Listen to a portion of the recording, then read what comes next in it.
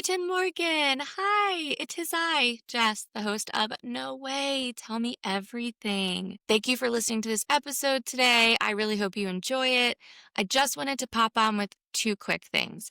First of all, this is the third time I'm trying to record this, and it is just another sign that something is going on with the vibrations for the technology of this episode.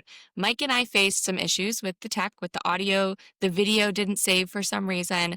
The audio you'll hear is pretty tinny. It kind of cuts in and out at places. I did my best to tune it, but I really think it's just because the vibration between Mike and I was extremely high, so technology just could not hawk it. But I hope you enjoy the episode. It's really great. The second thing is a little tiny baby trigger warning. Mike does quickly discuss a period of his life where he was feeling very down and wondering what the point was. That's about the extent of it, but I wanted to make sure that you're prepared if this is something that upsets you. I do think that you should listen to the episode. It's very brief and it does not go into detail, but I would be remiss if I did not let everybody know that that is in there. So without further ado, enjoy this episode of the podcast.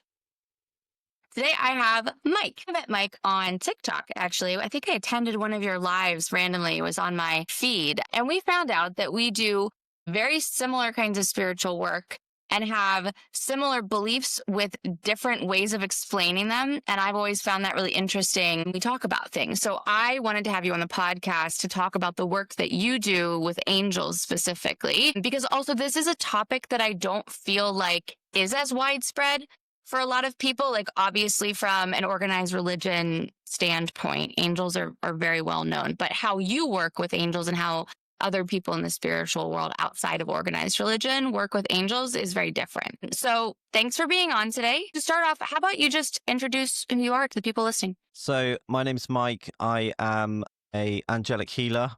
I do lots of different sides of angelic work as well. So I work with dark energy as well. So I remove dark energy from people in specific areas of trauma. And I do oracle stuff. I'm a psychic medium. I'm a paranormal investigator. So there's lots of different stuff that I've been doing for, let's just say, over a decade, I guess. But my journey kind of started when I was 7. Yeah. So can you tell me more about that? How did you get into this kind of work that you do? So my mum was a psychic medium herself. And so that's why my delve into working with spirit started so early. Obviously, mum was talking to spirit and stuff throughout her day. And one day I just had like an experience with spirit. I saw a spirit for the first time when I was young. And then I guess that I always saw spirit and I could always hear spirit, but I just didn't really want to get involved in it. And as a child, it kind of scared me in a little way, more kind of as I got older. I guess when my mum died, that's when my spiritual journey really took its, like, I guess my first spiritual awakening. And I guess over time, like, more interest kind of happened. I got to see spirit more. I got to hear spirit more. And my first ever experience with an angel, I guess, happened after a very traumatic part of my life, I guess. And from then, that's just kind of evolved more and more and more as my years have got older. I've got led down a pathway to kind of help heal people, which has kind of led me through a bit of therapy myself. And my therapist put me on a pathway of angelic healing, which for me has kind of helped me heal people, but kind of heal myself as well. So it's kind of just aligned me onto a pathway now where I'm working with angels more than I am anything else. Yeah. Yeah. And that's what we talked a lot about when I joined your lives, because on TikTok, you do a lot of these collective readings and free readings for people who join the lives. And you do talk a lot about the angels and the different energies. And that's something I wanted to talk to you about. So that first time that you experienced an angel coming in, how did you identify it as an angel, and how did you see it? Did you feel it? How did you kind of experience that encounter?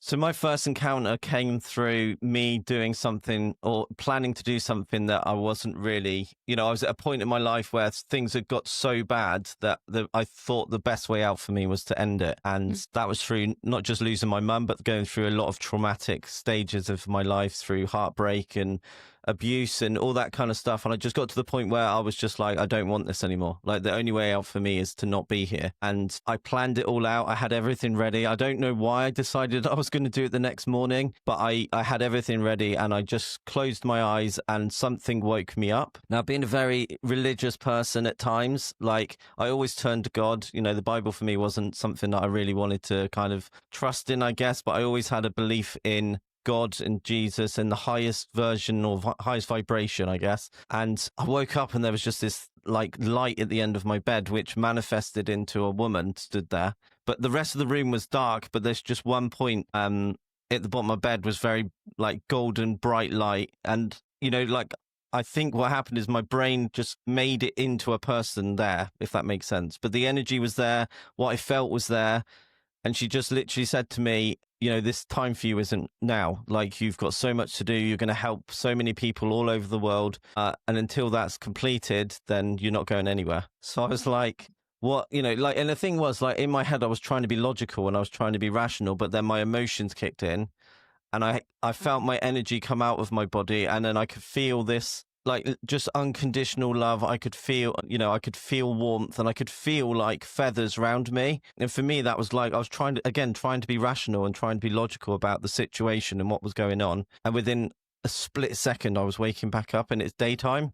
And after that, everything got better. Like, everything aligned me to, one, to get myself help. And two, it aligned me to a therapist that was very open to my spiritual journey. Because I'd been through a few therapists in my time, but they were all very much about, you know, you're not the one that's in the wrong. You're not the one that's causing the problem. And I wanted somebody that was actually going to be honest with me and tell me where I'd gone wrong and tell me where I needed to go along my journey. And I felt like she was aligned to me. So obviously I was going there and talking about angels and talking about spirit. And it was like a switch had been switched on.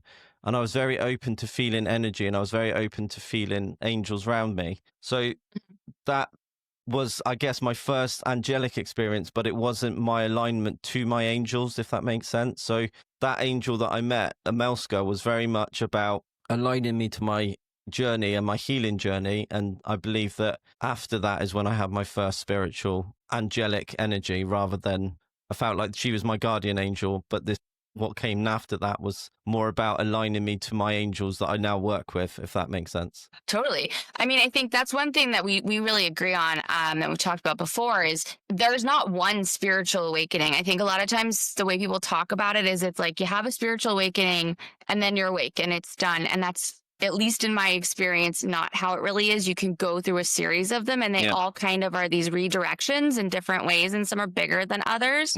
And you mentioned when you were younger that you had some experiences, and did you feel energies at that point? Because I'm just thinking, like, okay, because I had something, I'm primarily clairsentient. So when I feel different things, I don't categorize them. I don't have really names for anything.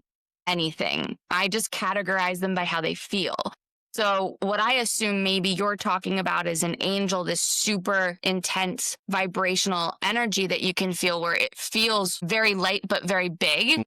Like, that's a type of energy. And I know that being that's with me is extremely high vibrational. Mm-hmm. And like everything that they say, I know is going to be extremely wise and not always super loving. I think people, when they think of angels, right, like they might think like, oh, they come in and they're like, dear child, you know, love and all this stuff. And like, I've felt beings that are super high vibrational and they're like, stop doing that. Mm-hmm. You know what I mean? Like, they have different energies. It's almost like different personalities between the different things. So when you felt Amelska, I think you said her name was? Mm-hmm. Yeah. So when you felt her the first time, that was the first time that you were feeling that level. Like you said, that overwhelming love really can make you very emotional, because if you've never felt that before, it's literally this unconditional. That is a lot to deal with, right? And then you have the other angels that you work with. Do they feel different to you from how she felt, or do they all feel kind of similar? No, I mean, the way that I was pushed along my journey towards the three that I work with. So Amelska is still one that I work with, but she has a completely different energy to what Lancelot does and what Hannah does. So for me, like when I started my angelic healing, course. So I've done four of those now. They all kind of push you towards meditation, but meditation, first of all, is to meditate and learn how your energy feels, like your root, like your ground, like how you feel. And then that took me a bit of a while because I was going through so much emotion and so much like I wasn't like I was distant to myself, but a connection to myself wasn't right. So the first day that I met Lancelot was horrific for me because, like you, I was very much like aligned to angels should be all loving, all high vibrational, lead you in the right direction. They know you intimately and all that. And then I just met this massive being his energy was, I can't really quantify it. Like it was amazing, but it was also scary at the same time. He was very egotistical, but I feel now that I needed that in my life. Like I taught myself very stoic when I was going through my journey. I had to be very stoic to myself because I'm quite a sensitive and emotional guy. I needed somebody that was going to bring me back into alignment of this is only going to work if you pick yourself up and do it properly. And the first question when I met him was, how am I going to fix myself? Like, what am I going to do? And he was like, I can't answer that for you. Like, all I can give you is guidance, but I can't fix you for you. Because if you do that every time you go through a bad time, you're going to come here and expect me to fix you.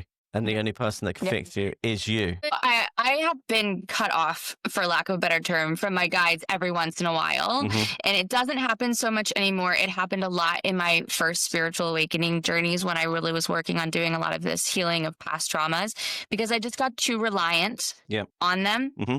And I would go to them too often to tell me what to do, like exactly what you're saying. And then they would get to a point where they would go, okay, now we have to step back because part of my journey is learning to trust myself and trust that I know I can figure out what to do. And like you said, like they'll nudge me, they'll guide me, they'll give me signs. Like I know how we communicate now very easily. But back then I went from feeling them, hearing them kind of all the time to them taking a step back exactly for that reason of being like, babes, no, like we're here to guide you, but you have to do the work, but I'm not going to tell you what to do. Yeah. And the message I got from them was actually isolation is part of the process. It's for you to be able to hear that, because we all look for messages from spirit, right? We're always constantly looking for, I've prayed, I've done this, but I never hear anything. And the answer I got to that was, well, actually, the isolation is part of the message. You have to be open to listen to messages from yourself and stop looking for messages from creation, because actually a lot of the answers you have in yourself, you just don't want to hear them. And that's why they say a lot of the time is we step back from you so you can actually listen. Yeah. No, I mean, that's so true because we're so conditioned to look outside ourselves for validation and for guidance. And the reality is that, your higher self, your soul, it knows what you need to do and how to align everything. So not only do we need to stop going somewhere else for confirmation or for telling us what to do, but we also have to learn to find it in ourselves first. Yeah. Like I love to play with my guides. I don't know if you do the same thing. Like I'll ask for fun signs. Like I asked for one the other day, which I got, but like, I'll be like, I'm going to do this anyway, because I think it's the right thing to do. But if you want to give me like a go girl kind of thing, show me this. I'm doing it anyway, and whether you send it or not. And I feel like that's kind of fun because then I can still feel the playful nature that I have with my main guides and that, support. But even if I don't get the sign, I'm also like, I'm going to do it anyway because this is what I think is right. Yeah. I mean, my conversations with my guides as well have been like, hey, listen, we can nudge you, we can give you signs or whatever. But also like there are infinite possibilities of ways to align to your path. So there's not really necessarily a wrong. You're kind of probably going to get there anyway.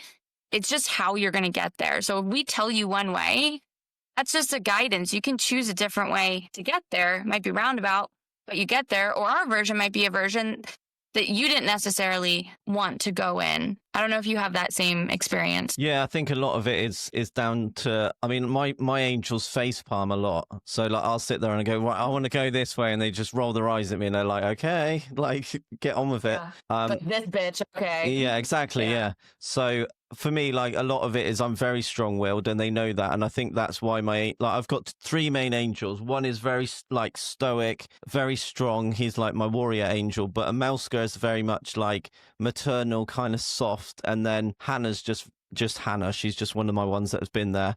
But she's like, out of all of them, she's the one that she kind of just rolls her eyes at me and is just like, oh, here we go again. Like, and you just kind of, I think she just lets me get on with it. And then when I fall over, she's very much like, doesn't say I told you so, but that was longer than it needed to be, you know, and I hope you've learned something along the way. So yeah, I think you're right. I think we do, like, we have a choice ultimately, and the angels obviously know, I think, that we're going to make the wrong decisions sometimes. And you're right, like, you have to kind of play along the line sometimes of, look, are you sure this is the way, like, this is the way that I'm gonna go?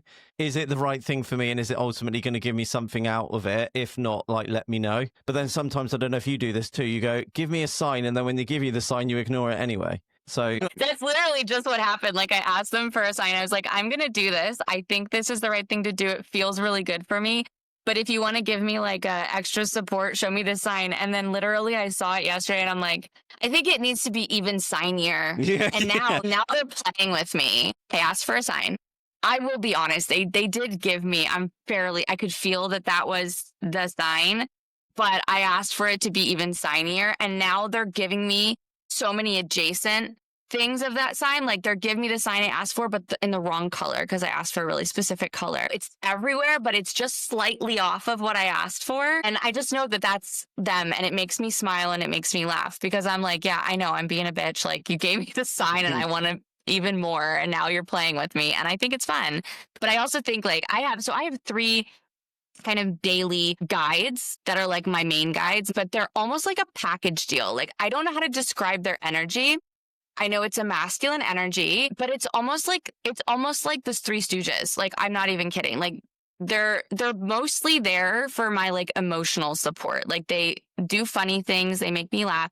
But like, if I'm crying in the shower, all of a sudden this, like, Here Comes the Sun will come on in my head. And it's like, I can feel in my body that they're there, and they're like, it's okay, it's going to be better. And but they're jokey and they're funny. But then I have my mediumship guide, who's a feminine energy, and she's very much like a teacher, because that's how I like to learn. Like, I'm the same way as you. I don't want somebody who's going to coddle me. I want to be held accountable. I want that kind of tough teaching. And she does that. If I'm focusing too much on clairaudience when I'm doing something, it's almost like she smacks me and she's like, stop it. You're completely missing everything else because you're focusing too hard here.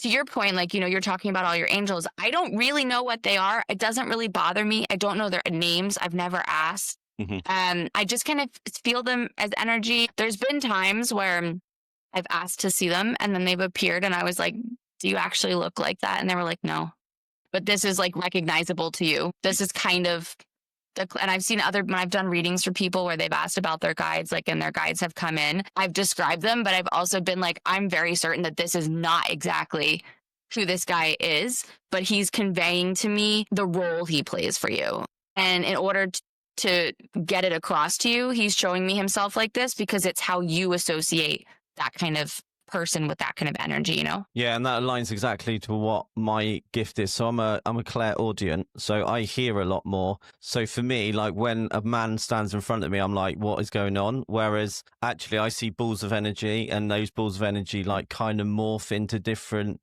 like styles of energy. So I know if I'm looking at, let's say like a golden colored energy and it moves in a specific way, I know that means that's angelic. Or if I see like a green seems to be more for me for like children energy, like child energy. Blue, dark blue is kind of like dark demonic energy. Red is love energy. It's like, it changes a lot as well, but the colors don't really change. The way that they look and the way they move change dependent on the power of the energy. But for me, like when I said at the beginning, like I saw this lady, I think it's because right in the beginning for me, I couldn't work out what energy was. And it kind of, the way that my brain made it work was, he's going to be less likely to freak out if we turn into a biblical style angel rather than just a ball of energy floating in front of him. Yeah, that would probably scare the crap out of you. What is angelic healing? How do you do that? So it's connecting to angelic energy and using angels to help, like, put you in a situation, like a natural vibration to heal yourself. In essence. Okay, so do you know about like Reiki and quantum healing methods? It's very similar. So you connect to what we call the angelic grid. So it's very similar. So you're using angelic energy and you're drawing that into the room. You're creating a natural vibration of healing. And you can call angels in, like, so you can call, like, if the person's feeling very like unguarded, unprotected, you can call or invoke Archangel Michael. You can use Archangel Gabriel or Raphael if they want to use specific healing. So you can invoke them, but a lot of the time people go, oh, I know who my angel is, I know, and they just use them as well. But as a healer, what I do is I like put nice music on. I make sure the energy within my cabin is nice and angelic, feeling calm, peaceful. And for me, I just literally connect to the angel grid. So it's just a nice, we don't lay our hands on people, whereas in Reiki, you're using hands and stuff, aren't you? Whereas me, I don't. It's not something that I really like. Reiki for me isn't just something I don't really get involved in. That didn't resonate with me either. Yeah. I went through a stage of being able to do mediumship readings, psychic mediumship readings. But as my angelic story started taking off a little bit more, I've noticed that I've got to work really hard unless there's a spirit that's come through, like needs somebody in the collective's gone, you know, oh, I really have asked for like an alignment reading, or I want to know if my granddad's still around me because he's the person I would go to for support. I've done readings, but they're really good readings. They're validated. But 99% of the time, all that I see is angels, or all I see is high vibrational energy. Like, I don't really get people coming into my cabin and going, by the way, I'm here to see somebody. I just feel them. And then I'm like, what are you here for? Why? The rest of the time, I'm just in my own little bubble. Yeah, no, I mean, it's the same thing. The reason for me is because the kind of work that I do is healing work, but it's through empowering people through the different tools and things that come through me from their guides, from the universe, whatever, to do the healing work for themselves, right? Like, I do energy healing as I'm doing the other work. So like, if we're doing a subconscious reprogramming, you're inside yourself, you're doing the reprogramming. The words coming through me are often coming through from what you need to hear. And I might send the energy to you, but you're doing the work, right? So I feel like a lot of the time someone's loved one coming in, while it can be very healing, it's kind of adjacent to what I'm doing. So they really only come in if they have information that's needed in that moment to do that type of healing. Because when I first started out, I know you want to do the validation, right? Because a lot of what I do is this inspirational, empowering messaging. But if I'm talking to your grandma and I'm telling you this kind of messaging, people need validation because they want to know that I am in fact connected to their grandmother. So before I can get to that inspiring message, I got to do all the validation. So it's like, she's showing me tic-tac-toe. Does that mean anything to you? Yeah, we played tic-tac-toe every single time I saw her. Okay. And then a message comes through. And then it's like, seeing a ham sandwich. Oh, she had a ham sandwich every single day. Okay. And then another message comes through. And it kind of breaks up the flow when I have to continuously, lasagna, like get these validations in. So it just doesn't really feel like it necessarily works with the kind of thing that I'm doing. And also from a very different standpoint, maybe, if I'm going to get advice from the universe of what I need to do to align or what I need to work on to heal, I personally would want that information from the beings that have a full view of my life plan and everything going on and are working behind the scenes to make sure those opportunities are coming into my life to learn and to grow, versus my grandma who went gambling every Sunday in Atlantic City and hid Twix bars under her pillow. Like, I just feel like her life advice is not going to be as valuable to me as my guides. So I can connect to your grandma and say, what would your grandma want you to do in this situation? But first of all, you shouldn't be relying, as we spoke about, on someone outside of you to tell you what to do. And probably your grandma is not the best source. And I know there's different opinions on this, but from my own experience, whoever you were in life is still your core essence. So when you pass on, the things that you did, the things you cared about, the things people are worried, is this person still mad at me? Like, no, because none of that matters to them anymore. They're in a completely different place. They don't even remember that thing you did, but their soul is the same. Yeah. I think you're right. And I think that's the problem is where we're having this human experience in a minute, we hold on to materialistic things. So people like our relatives and stuff, which actually were either, can be toxic to us and can be, not the right people to be around, yet we still hold on to them hoping they've got some amazing piece of advice that will spark that fire in us and allow us to heal. It's a weird thing to think about, isn't it? Like the materialistic side of us outweighs the spiritual, enlightened side of us. Yeah. No, I mean, it's always a balance too, right? Because I could live in the spiritual side of myself 24/7. I love that connection. I love that world. But I actually can't. Like, I have to be here. Yeah. And you have to remember that you chose, if you know, depending on your beliefs, you chose to be here because you wanted to do something while you're here. If your soul wanted to grow or expand or learn or do something for the community, whatever, it wanted to do something here as a human. So yes, we want to, you know, have these opportunities, learn, grow, connect. You know, some people will never want to connect, and that's their journey. But you can't fully go into the spiritual side of, you know, doom scrolling TikTok, for example, only connecting to these lives of people doing readings because you constantly need advice. Like, you have to remember to live your life too and enjoy your life, and not just, you know, I work with healing, you work with healing. I don't know if you experience with this with your clients, but I have to remind people, including myself, a lot that, like, you're here to live. So yes, you want to work on the healing. Yes, you want to make sure that, you know, you're living the most authentic, best life, but you have to remember to actually go live it. Don't keep working on everything constantly that you forget to actually just go out and experience it. And remember, life is freaking fun. You can have so much fun. There's so much magic. It's great. It's meant to be enjoyed even through the hard times. You can't just stick in that like constant phase of trying to evolve constantly. Like, sometimes you need to take little breaks and just be. Yeah. And I feel for me, like the things where, you know, it's lovely being on TikTok and having people come in and watch, but the ones I know I've succeeded is the ones that don't come back very often. You know, you can be on TikTok and then 3 months later, somebody drops in and you're like, where have you been? And they're like, oh, I've just been getting on with life. And you're like, great, that's amazing, you know? So you're right. Like, the whole purpose of this isn't to be doom scrolling on TikTok, because that's the ones that need the healing. The ones that just come in and out are the ones that are doing the work and doing it properly. I feel that's my look on it, you know? No, totally. I don't know if you've seen some of these other TikToks, but there's a lot of these readers who just tell you exactly what you want to hear. And if you know anything about the oracle cards or the tarot cards that they're using, you're able to immediately spot who's a big fat liar, because they'll hold up a card that has nothing to do with it. And they're like, yes, this is giving you a go ahead. And I'm like, first of all, you shouldn't be using anything as a yes, no. That is not how the universe gives advice. They're like, if you do this, these are some possible outcomes, or these are some things you need to be aware of, but they're not going to be like, yes, go for it, you know?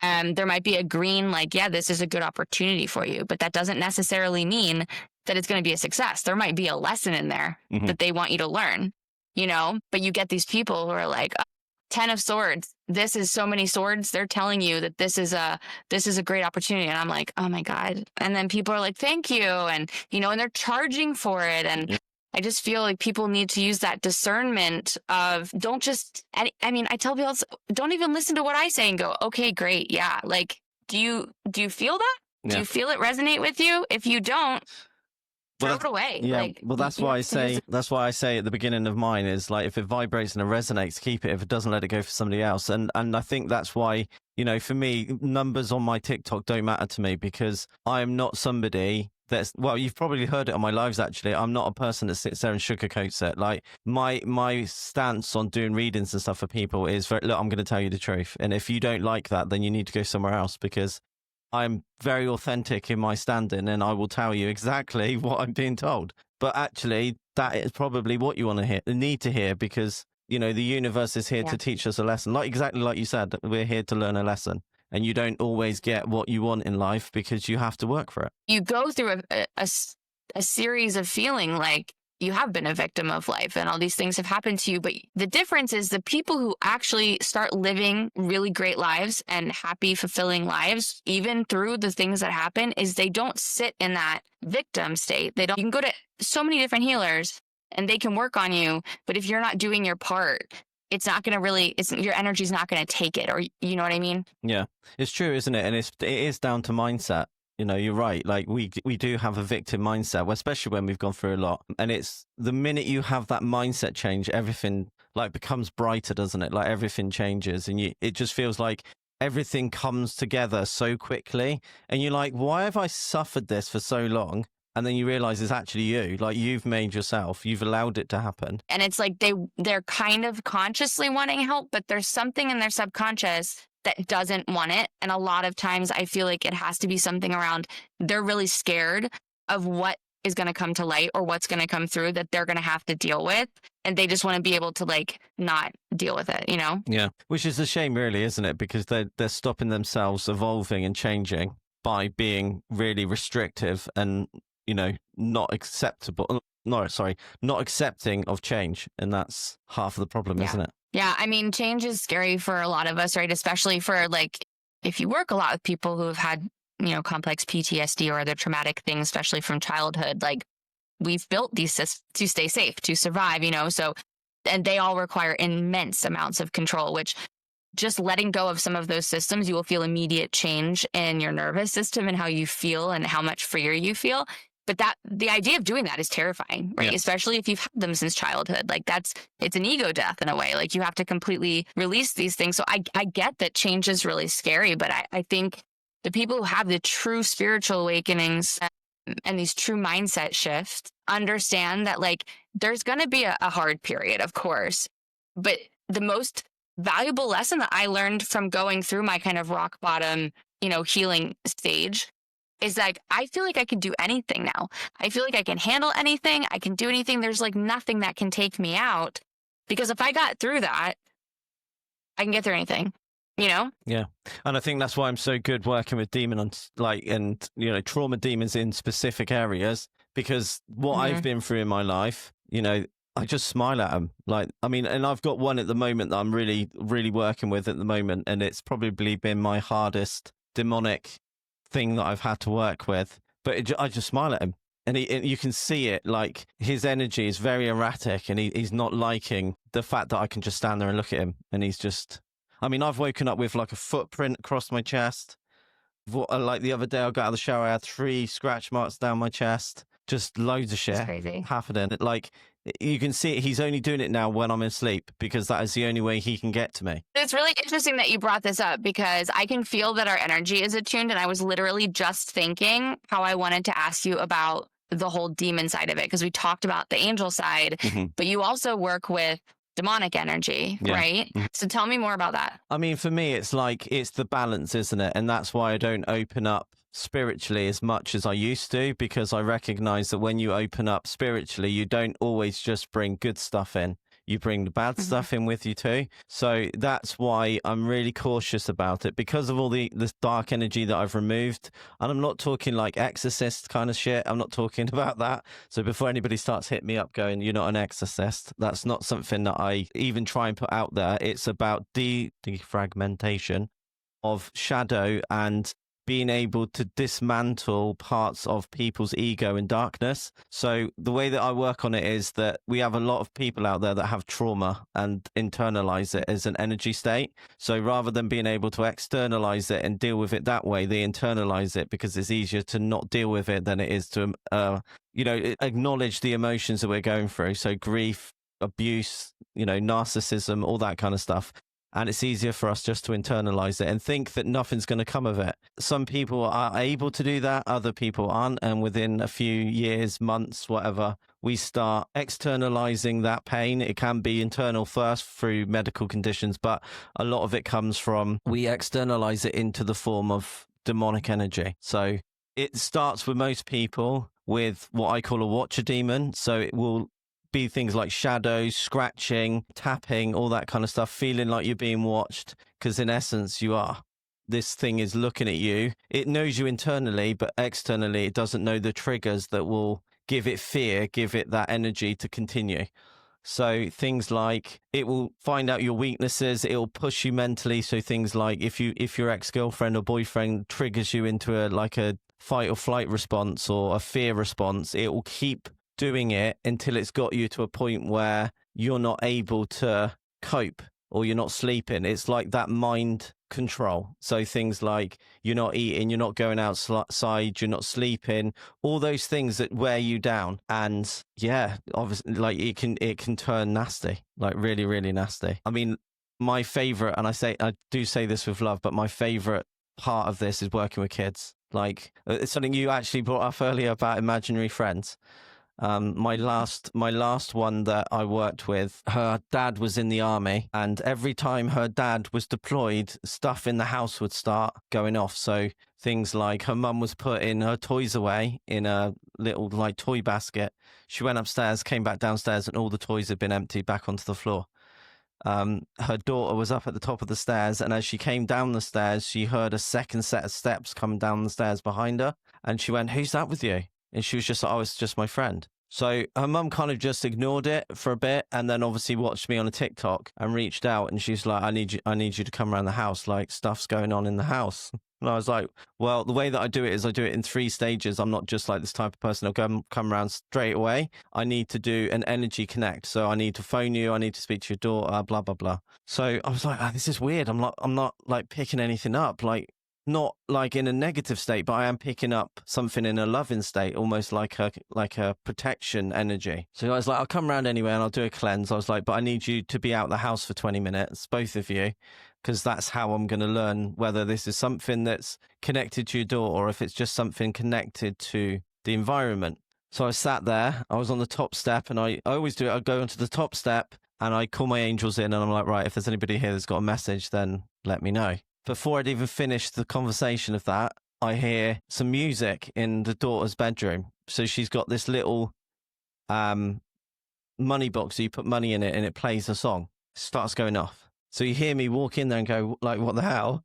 And then all of a sudden you hear this girl come through, and her name was Cindy. And I was like, why are you here?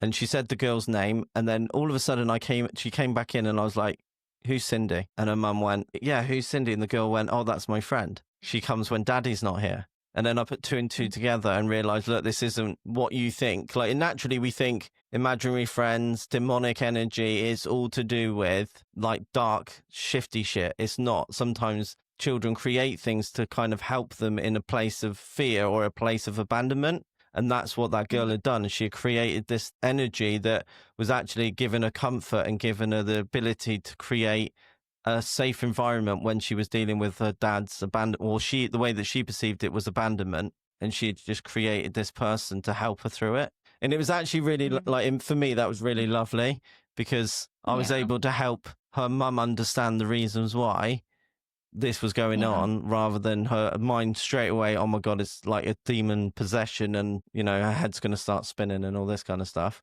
But, you know, and on the other side of the spectrum, I do get some stuff where it's quite toxic. You know, I've walked into rooms where I actually feared, like, and I was like, oh, like, you feel it, like the energy is awful, and the kids' like eyes and just black, and like they just look at you like you're gonna get stabbed and stuff. It's awful. And then when you start going in there and you're like picking up on the energy, and you're like, right, this is what I'm seeing, and the kid's face looks at you like, who are you? How do you know all this? You know, and after a couple of hours, they're smiling and the energy's lifted, and like, it's emotional. It is truly emotional. But for me, that's the bit I like. I like the seeing them smile again, and like you feel the energy lift and all that kind of stuff. I think it's really interesting because I work a lot with the internalized energies. So people, for example, you know, they'll be shamed for something, or they'll feel that a part of them is bad. And so they basically exile it into a place inside of them, and it causes this knot. And the final expression of how it speaks to you is physical.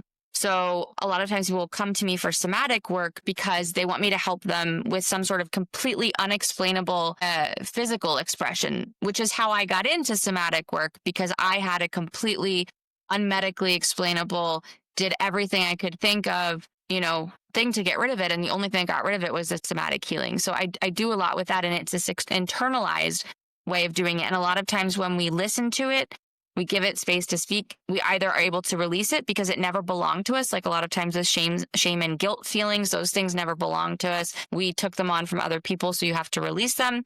And sometimes it's, you know, you have to integrate those parts of yourself or parts of your shadow, right? Like you talked about earlier, and realize that they're not inherently bad or good. They're a part of you, and you can't really be living fully wholly as yourself if you don't integrate those parts of your shadow. And luckily, because I'm not super interested in this portion being a part of my life, I haven't really dealt with a lot of external negative energies. Like I've tasted pennies a time or two. I mean, one time I walked into my friend's house. She bought an apartment from her boyfriend's grandmother, and it was like my whole body fell through the floor. Like the energy was so heavy, so intense and uncomfortable. I could feel how unhappy this lady was, but like depressive. Like she was very, very depressed, and it had created this external energy in this apartment that was like residual energy. I felt like I was wearing, cement shoes, and and everything. And at one point, my friend said, is she mad at me for doing all these renovations in the house? And then my friend made the mistake of going, oh, I know how territorial she was about her apartment. And it was like somebody strangled me. I just started coughing. And I was like,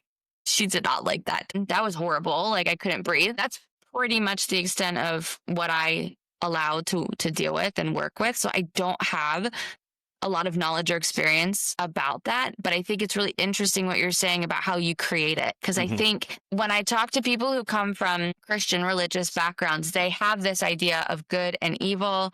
And there's the good angels, and then there's bad angels, and there's demons and all this stuff. So they think of it always as this external, demon that comes in. And of course, I think there's other people who probably believe that who aren't Christian backgrounds, but this idea of it being its own separate entity. And it's not that I don't believe in that. My beliefs change daily as I experience different things. But from the little bit that I have experienced, it feels like these things only exist if you give them the power and the energy. Can't exist on their own. They have to have that energy from somewhere. What's your thoughts on it? Yeah, I mean, it's similar, isn't it? I think everybody, like, before I start getting loads of messages about, I don't know what I'm talking about, I think it's just that I've been programmed and conditioned in a way that trauma stuff for me is what I deal with. And it's funny actually that you mentioned, like, a course that I'm doing at the moment is all about good angels and bad angels, but bad angels used to be good angels. They've just had the light taken away from them, like, and that's what they're talking about at the moment, is that any dark angel used to be a light angel, but actually really you can't really take away light from light. It's still there, it's just not had the ability to allow that light to grow. And I think that's the kind of angels that I'm working with. It's not like, and that's why I don't like calling it a demon, because in reality it's not. It's an angel that's just had the light taken away from it. And I think that's what I work with more.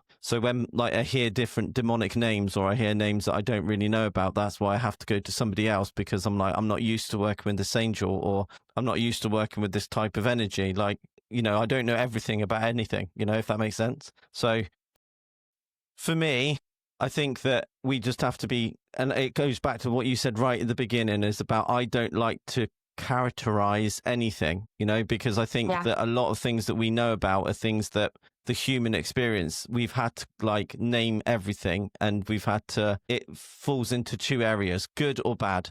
And that's not how energy works. Energy, like, when people come to me for readings and they go, well, it's my mum, I'm like, well, I'm not feeling a female energy, I'm just feeling an energy. And that's because once we leave our body, it's not categorized by male or female anymore, it's just energy, so and I think that's really, like, as a clever thought of somebody that's going through spiritual work, like, if you're picking up an energy and you can't figure out what it is, it's probably because it's been there so long it doesn't understand what it is anymore, it's forgotten. And that's why when we're talking about demons and angels, like, we all believe that angels should look a specific way and act in a specific way, but 90% of the time they don't. And it's the same with dark energy, exactly the same. Like, they're just acting how we think they should act. Don't get me wrong, there is, like what you've just spoke about and what I spoke about, a lot of it is, it's just going along with the norm, right? And it's just picking up on our fears and our emotions, and it's going along with that idea of what this is. And then half the time I think it just, some of the really dark, like, horrible ones I've dealt with, I think to myself, is that because I'm going through a pretty bad time as well now? So it's using my fear against me and my interpretation of things or perspective on things, and it's using that as well. So sometimes I notice, like, if I'm doing a dark energy removal, I've got to work at it for 2 to 3 weeks before I can even go in there and do it.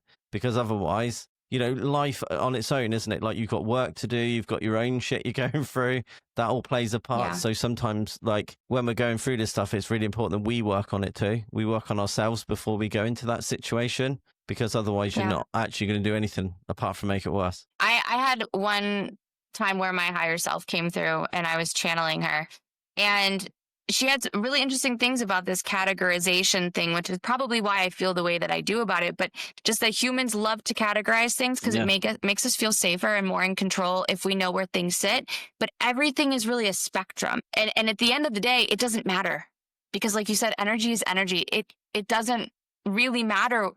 And this goes to the human experience too. Like, think of all the labels we have for ourselves and everything. It's like the label doesn't really matter. And a lot of times that keeps you in a box because you've now labeled yourself this way. Yep. And if you want to be something different, you have to take yourself out of that box, when in reality, it should be more fluid. One of my very first spiritual experiences when I was going through my biggest to date awakening, I had a fallen angel, I think they're called, come through. And I think a lot of it was a learning for me because I could feel this energy. I could feel their intentions. And if I had still been in the church, I would have been terrified of this energy coming through because I had been told this is an evil energy. This is a demonic energy. But that it just didn't feel like that to me at all. It felt completely neutral. And I had this kind of realization, just because something is categorized a certain way doesn't mean it is that way. If you don't experience it the same way, your experience is valid and things are on a spectrum. So this person, this energy might not be a neutral energy for everyone, but this energy came in to help me work on something. And to your point, like if they were light before they had the light taken away, like I feel like there's a very human aspect to them. We think of angels as these perfect angelic beings because that's what we're told that they are. But my experience with them, and I mean, I don't really categorize, but with this one, it wasn't that way at all. It felt like a flawed being who was there to help me with that specific thing.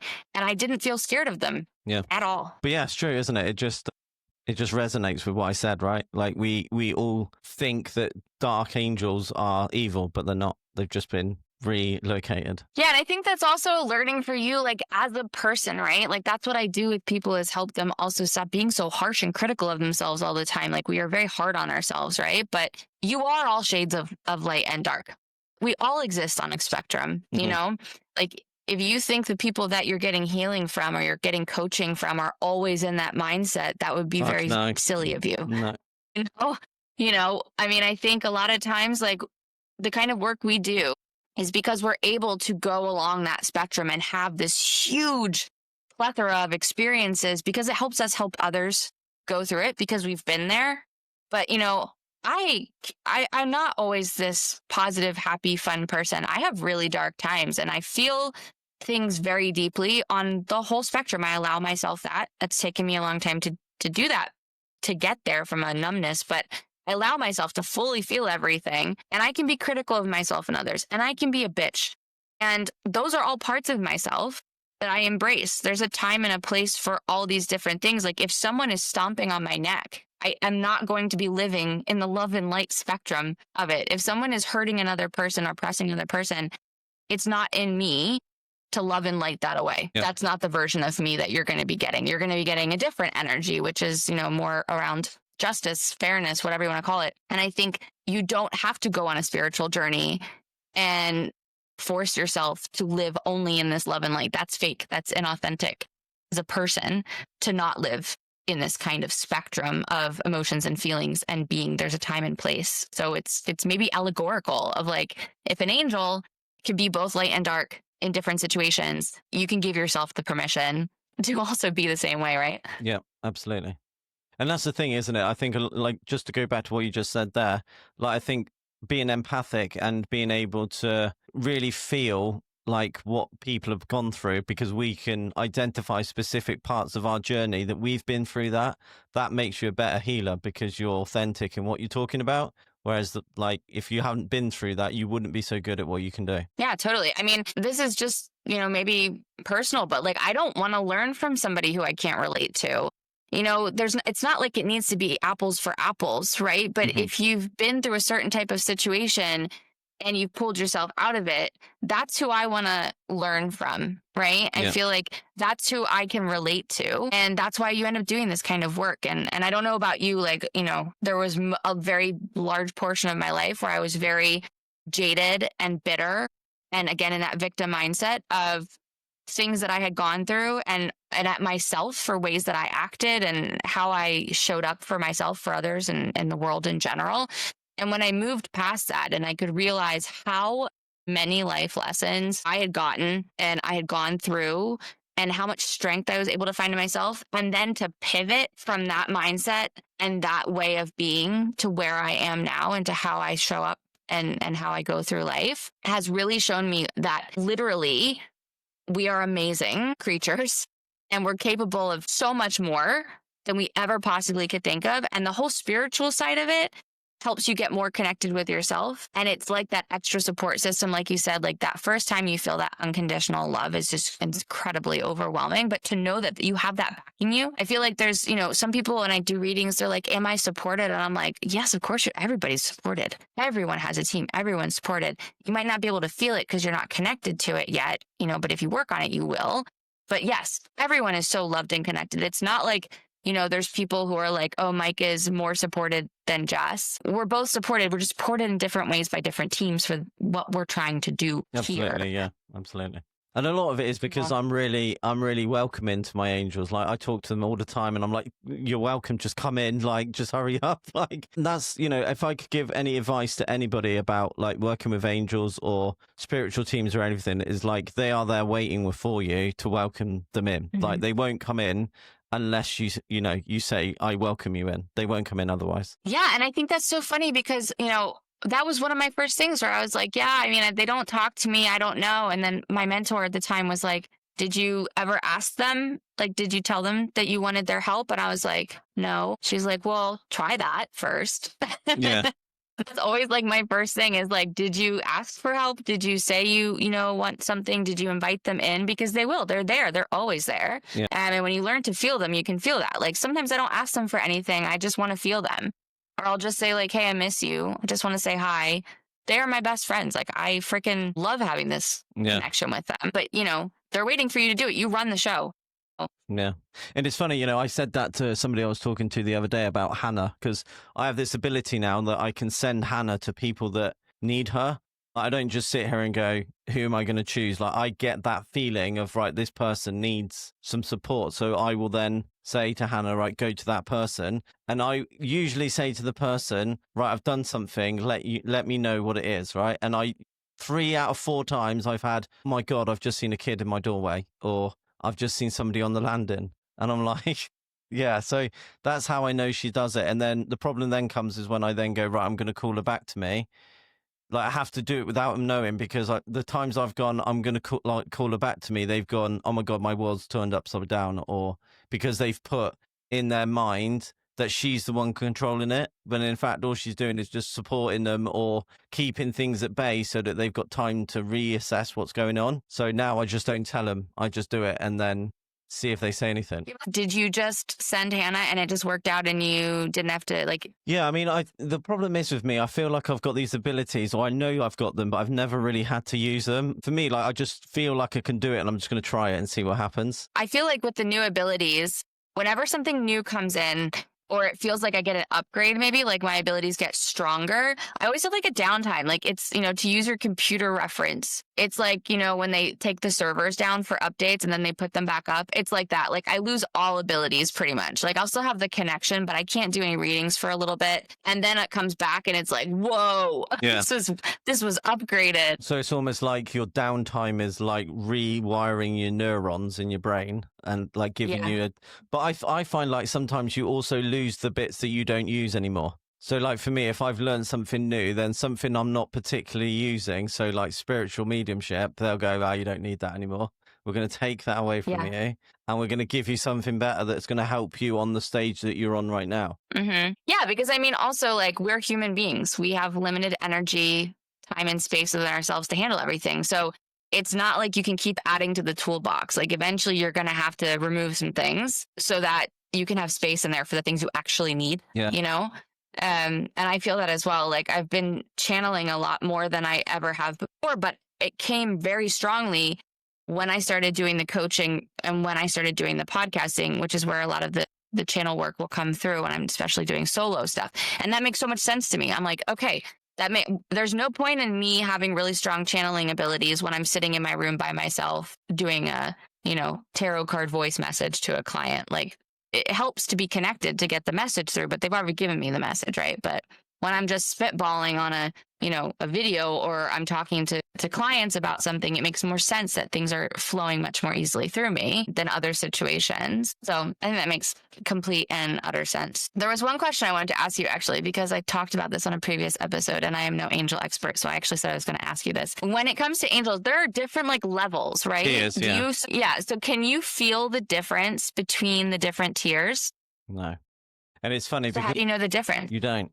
Actually, it's funny because in my course that I was doing with this guy, not yesterday, the day before, he's under the same understanding. Like he goes, everybody has to categorize everything. So he's like, when you look at the categories, actually, they make no difference because they all do everything, except what has happened is you've got one that's come in and done a job for somebody, and faith or like everything else is just, that must be the most powerful. But actually, no, it makes absolutely no difference. The energies feel exactly the same. How they present themselves do exactly the same. There is no difference on energy at all. Okay, yeah, because I was wondering about that, because I've heard different people talk about like there's archangels, there's angels. Well, the angels are Nephilim are the descendants of angels and humans that have bred and made.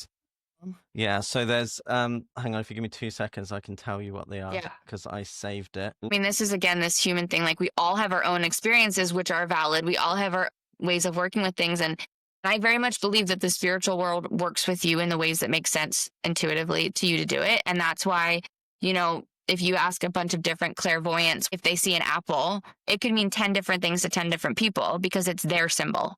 Or the way that some people do energy work. I mean, even with Reiki, there's people who put their hands actually on people, and there's people who don't put their hands on. There's people who do the hand positions, and people who don't. Like, everybody works differently. So it's interesting to me that we have this universal categorization of angels based off of different people deciding, I guess, what their names were and where they rank. Like, is there an angel organization that is involved in this, or? So what the way that it goes is the seraphim are the top level angels. Okay.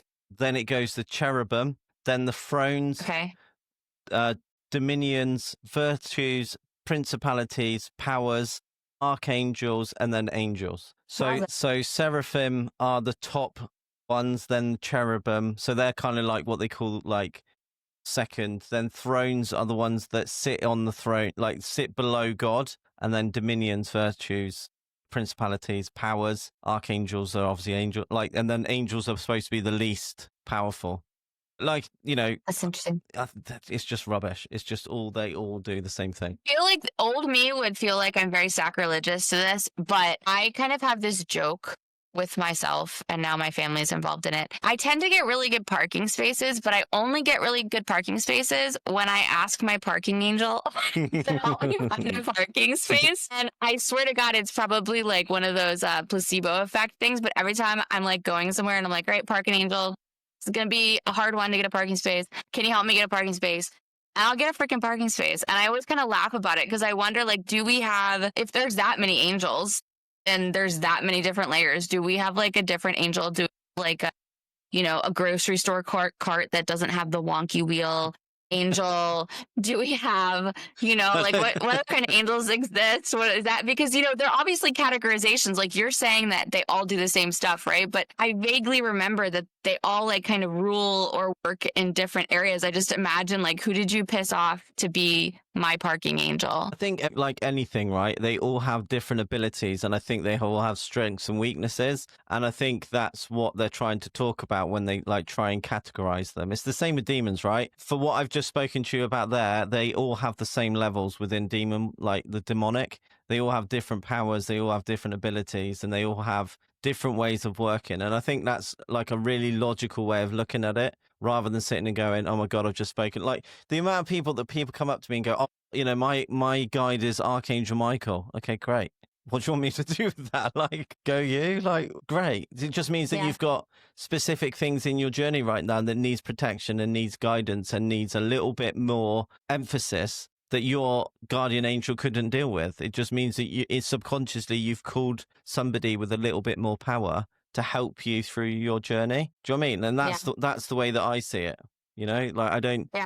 I mean, I'm not saying anything to be flippant. Like, I obviously believe and respect all these beings and everything. I think that's just kind of how I am, right? My humor. But I think I always kind of operate on the like, if that's what you believe in and that's what you feel, as long as it's not harming anyone else, go for you. Do Yeah. whatever, you know. Yeah. So exactly, if someone's like, I have Archangel Michael, I'm not going to be like, he's too important to be your guide. It's like, well, you know, I don't know how it works. Sure. Yeah. If that's what if that's who you think you have and they're helping you out, that's great. Say Yeah. hi to them. You know what I mean? Yeah. Yeah.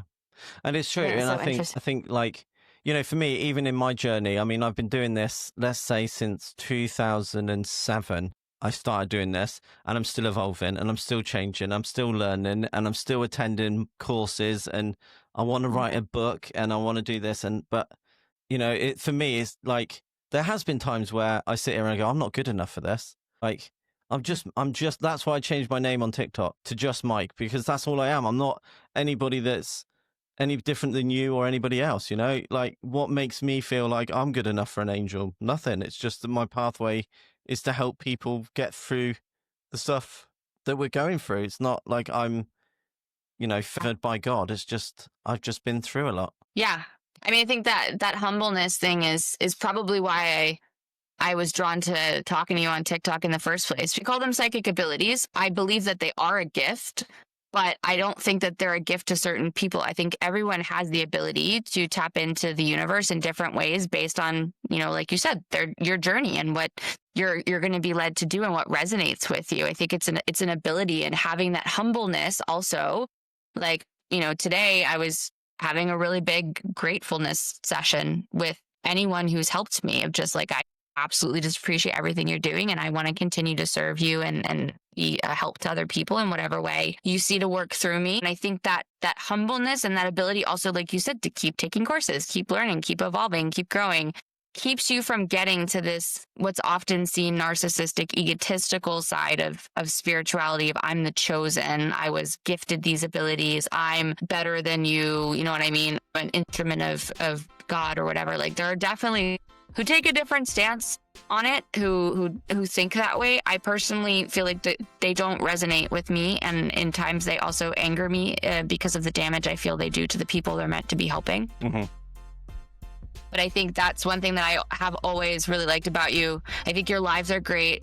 Everybody, I'll put it in the show notes, but everyone should go follow you on TikTok and attend your lives if they can, because the group that you've created also around you on TikTok is so lovely. All the, like, Liz and everybody else, Jane, everybody else who joins, like, they're just such lovely people, and you're so welcoming in your groups, and you keep it real, you keep it honest, and you keep it humble, which I think is really nice to be around. And I think that speaks volumes about what you do, that you have surrounded yourself with this community who's like that. Yeah, I feel like I'm really lucky with my group, you know, because there is days where I'm having, you know, and I think that's part of healing, isn't it? Some days you go on there and you're just like, I'm having a real shit day. Like, it's not great, but being in that environment sometimes kind of makes you come through it, because I do feel like I go on there sometimes and I, you know, especially if I've been like in a session with somebody and they're really down, and you kind of try, like, you pull that part of them out of you sometimes and put it on yourself.